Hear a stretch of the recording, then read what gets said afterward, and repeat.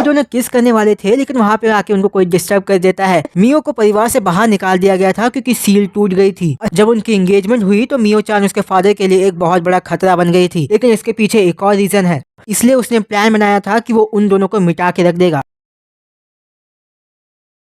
हाँ जी, क्या हालचाल। ये वीडियो में हम कवर करेंगे नेटफ्लिक्स की एक popular series my happy marriage, जिसका सीजन 1 आ रखा है, तुम देख सकते हो। और ये एपिसोड OVA है, यानी कि स्पेशल एपिसोड। वैसे तुम इसे देख सकते हो, लेकिन कुछ घंटा समझ नहीं आएगा अगर सीजन 1 नहीं देखा है तो। बस वेट करो, सीजन 1 को मैं कल ही अपलोड कर दूंगा। एपिसोड की शुरुआत में हम देखते हैं कैसे मियो चान अपने व्हाइट ड्रेस में है और वो थोड़ी सी नर्वस लग रही है। वो इसलिए परेशान है क्योंकि उसका फर्स्ट टाइम है ऐसी ड्रेस पहनने का। वो लड़की जो उससे तैयार कर रही थी, हाजुकी चान, उससे बोलती है तुम इससे अच्छी लग रही हो। वो उसका हाथ पकड़ती है और कहती है कि अपने ऊपर विश्वास रखो। मियो चान को थोड़ी सी रिलीफ मिलती है। इस एपिसोड का नाम है the shape of my happiness. Miyo पूरा ध्यान रख रही है कि वो अपने आप को संभाले रखे, जिससे उसके होने वाले हस्बैंड को कोई तकलीफ ना हो। जब वो अपने होने वाले हस्बैंड से मिलती है तो वो उससे पूछती है वो कैसी लग रही है। उसका हस्बैंड बताता है वो बहुत खूबसूरत। मियो को अच्छा लगता है और वो भी उसकी तारीफ करती है कि वो भी बहुत अच्छा लग रहा है। मियो और उसका हस्बैंड दोनों साथ में जाते हैं। अब हम देखते हैं कि कुछ लोग बातें कर रहे हैं उसके बारे में, जिससे कियोको कुडो की शादी हो रही है, वो साइमोरी फैमिली से है। जब मियो और कुडो-सान साथ में उनके बीच से जाते हैं तो सब उन्हें ही देख रहे थे और मियो को ये लगता है कि शायद उसने कोई गलती कर दी है, लेकिन कुडो-सान कहता है ऐसा नहीं है, ये सोशल गैदरिंग पार्टी है तो ये तो होगा ही, सब तुम्हें देखेंगे ही। वो सब बस तुमसे मिलने का वेट कर रहे थे और कुछ नहीं। हाजुकी मियो को बताती है तुम अभी नर्वस नहीं हो सकती। पीछे से एक लड़का आता है जिसका नाम होता है असाही, और वो हाजुकी चान को मॉमी बुला रहा है क्योंकि वो उसकी मॉम है। वो अलग रहते हैं लेकिन महीने में मिलते रहते हैं। मियो चान उससे ग्रीट करती है और असाही उसे बोलता है तुम गलत कर रही हो, तो वो उसे सही से करके दिखाता है। हाजुकी चान उसकी तरफ से माफी मांगती है क्योंकि उसे इन सब की आदत नहीं है कि उसे कैसे बिहेव करना चाहिए। कुडो-सान के साथी उसे ऑब्जर्व कर रहे थे और बात कर रहे थे कि कैसे वो जब मियो-सान के साथ होता है तो बिल्कुल चेंज हो जाता है। और ये कमाल है कि एक इंसान कैसे बदल जाता है किसी के लिए। मियो-सान को गिल्ट होने लग गया है क्योंकि उसने अभी अभी गलत बो करा है। तो कुडो-सान कहता है जाने भी दो, वो अभी बच्चा है। मियो-चान असाही को देखती है और हेलो करती है, लेकिन वो उससे मुंह फेर लेता है। मियो-चान अब सबसे उसी तरह से मिलती है जिस तरीके से असाही ने उसे समझाया था। कि तभी उसके पास कुडो-सान आता है और कहता है उसे किसी से मिलवाना है। वो छत पे जाते हैं और हम देखते हैं कि वहाँ पे प्रिंस ताकाहितो-सान है। ताकाहितो-सान बेटा है मिकादो का, जिनके पास है रेवलेशन की एबिलिटी। वो इनसे कुछ बात करना चाहता था। वो ये बोलता है कि उसके फादर ने उसकी फैमिली के साथ बहुत बुरा किया है। उसके फादर केवल ड्रीम साइटेड से ही डरते थे। ये वो एबिलिटी है जिसमें कहा जाता है कि ये एबिलिटी प्रतिभाशाली व्यक्ति के स्तर पर निर्भर करती है और रेवलेशन की एबिलिटी को पार कर जाती है, जो मिकादो की जगह लेती है। वो ये भी बताता है कि उसाबा परिवार को कोई खतरा नहीं था, उनके पास ड्रीम साइट की एबिलिटी नहीं थी बस। लेकिन सुमी उसाबा का जन्म टेलीपैथी की एबिलिटी के साथ हुआ था, जिसका मतलब वो उसे जन्म दे सकती थी जिसके पास ड्रीम साइट हो। उसके पापा ये बिलीव करते थे कि जिसका जितना ज्यादा ब्लड स्ट्रांग होगा उतना ही स्ट्रांग वो ड्रीम साइटेड वाला मेडन पैदा होगा। तब उसके पिता ने एक चाल चली थी जिसमें उन्होंने सुरुकी ट्रेडिंग के बिजनेस को बर्बाद करने का सोचा था, जिससे उसाबा फैमिली कमजोर हो जाएगी। तब उन्हें साओमोरी फैमिली मिली जो अपनी सुपरनैचुरल एबिलिटीज को खो चुके थे। उन्होंने उसाबा फैमिली और पैसों को यूज करा बेट के जैसे, और वो सक्सीड भी हो गए सुमी फैमिली को अलग करने में उसाबा फैमिली से, क्योंकि उसाबा फैमिली ने साओमोरी फैमिली से रिलेशनशिप बढ़ाना शुरू कर दिया था। और ऐसे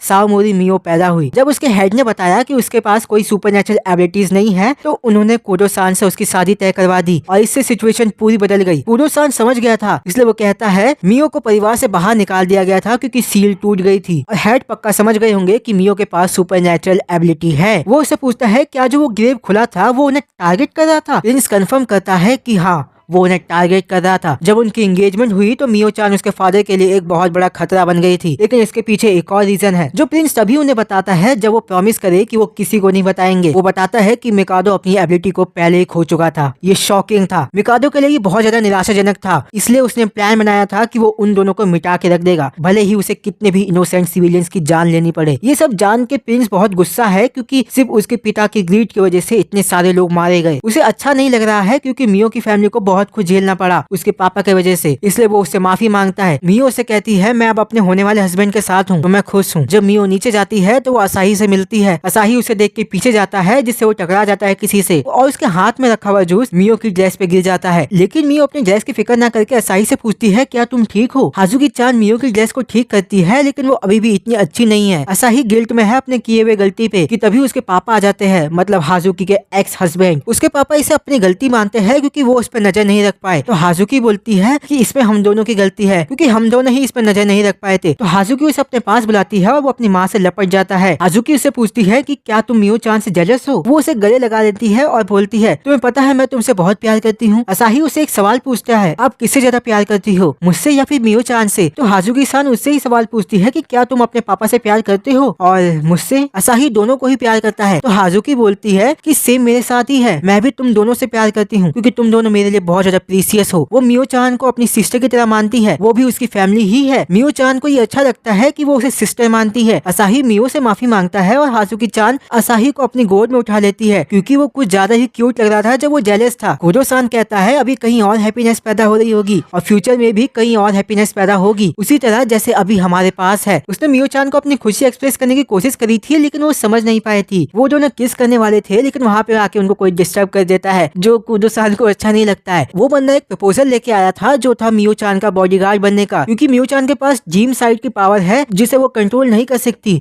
तो उसे कोई चाहिए जो प्रोटेक्ट करे उसे। अब आ जाते हैं यूरे सान और हाजुकी चान जो सब बस ऐसे ही आए थे। जब कुडो सान वर्क पे जा रहे होते हैं तो मियो चान उसके बाल के स्ट्रिंग को ढीला देख लेती है जिसमें वो उसे टाइट करने के लिए झुकने को कहती है और फिर वो उसे टाइट कर देती है। मियो से एक और बार झुकने के लिए रिक्वेस्ट करती है और वो होता है। मियो चान उसको हेडपेट देती है और कहती है मुझे आशा है कि आप अच्छा फील करें और अच्छे से काम करें। वो ऐसा इसलिए करती है क्योंकि इससे उसे अच्छा लगेगा। कुडो सान उसके हेड पे किस कर देता है और चले जाता है। मियो चान कहीं खो गई थी और जब उसे होश में आता है तो वो बाहर आती है और कहती है हैव अ नाइस डे। मियो चान जानती है कि हैप्पीनेस के मोमेंट तुरंत ही आते हैं और तुरंत ही चले जाते हैं। जब तक उसे पता चला तब तक तो ऑटम आ चुका था। जो हैप्पीनेस उसके होने वाले हस्बैंड ने उसे दी है वो उसके लिए एक खजाने की तरह है। वो उसके साथ एक अच्छा फ्यूचर देखना चाहती है। एपिसोड यहीं पे खत्म हो जाता है। अब देखो मुझे पता है बहुत सारे लोगों को कुछ समझ नहीं आया होगा, इसलिए मैं कह रहा हूँ कि सीजन 1 का वेट करो, मैं इसे कल ही अपलोड कर दूंगा। मिलते अगले वीडियो में, तब तक के लिए बाय। हाँ तुम चाहे तो ये वाली वीडियो देख सकते हो।